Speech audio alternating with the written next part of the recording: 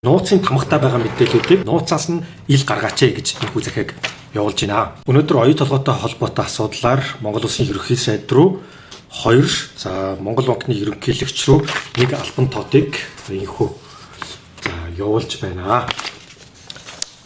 Үндсэн агуулга бол 1-р Монгол Улсын ерөнхий сайд руу бол асуулт тавьж байгаа. Оюу толгойтой холбоотой асуудлууд дээр бас нэмэлт мэдээлэл тодруулах авахар бол 1-р Монгол Улсын ерөнхий сайд руу 1 асуултыг өнөөдөр явуулж байна.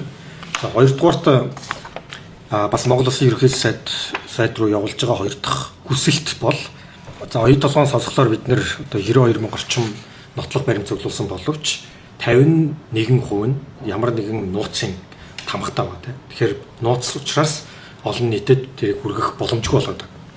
Тэгэхээр нэгэнтээ оюу толгой үндсэн хуулиараа төрийн нийтийн өмч буюу ард түмний өмч учраас ард түмэнд нь энэ өмчийг нь хэрхэн захиран зарцуулсан энэ мэдээлэл бол өөрөө уул нь бол ил тод байх хэрэгтэй байхгүй. Олон нийт өөрсдөө орж хардаг бүрэн эрхтэй байх хэрэгтэй.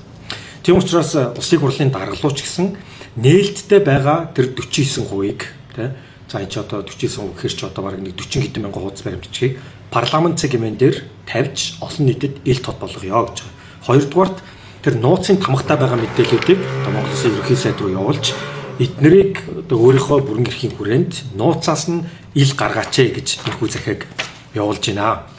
3-дугаар захиаг бол Монгол банкны ерөнхийлөгч наран цогт руу явуулж байгаа.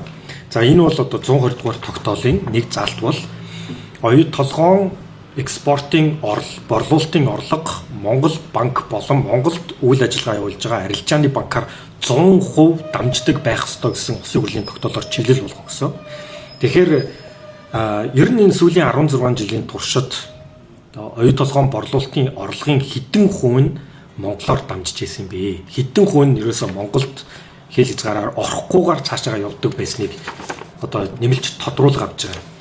Тэгэхээр Монголд үйл ажиллагаа явуулж байгаа оюу толгой компани яг адилхан бусад монгол компаниуд шиг гадаад байна уу, дотоод байна уу хөрөнгө оруулалттай нэгэнтээ Монгол улсад үйл ажиллагаагаа явуулж байгаа бол Монгол улсын нутаг дэвсгэртэйгээр бас арилжаа нь явагдаж байгаа хэвээр.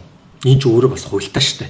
102 дугаар тогтоол дээр ч оруулж байгаа. Тэгэхээр энийг биелж байгаа хэрхэн сүүлийн 16 жил биелэлтийг Монгол банкнаас нэг энэхүү одоо мэдээлэл хүсэх асуултыг бас явуулж авч байна. Тэгээ бүгдээ хариултууд ирэхээр та бүхэндээ бас нээлттэй мэдээлэх болно. Тэгээд хариултыг бас хамтдаа харцгаая.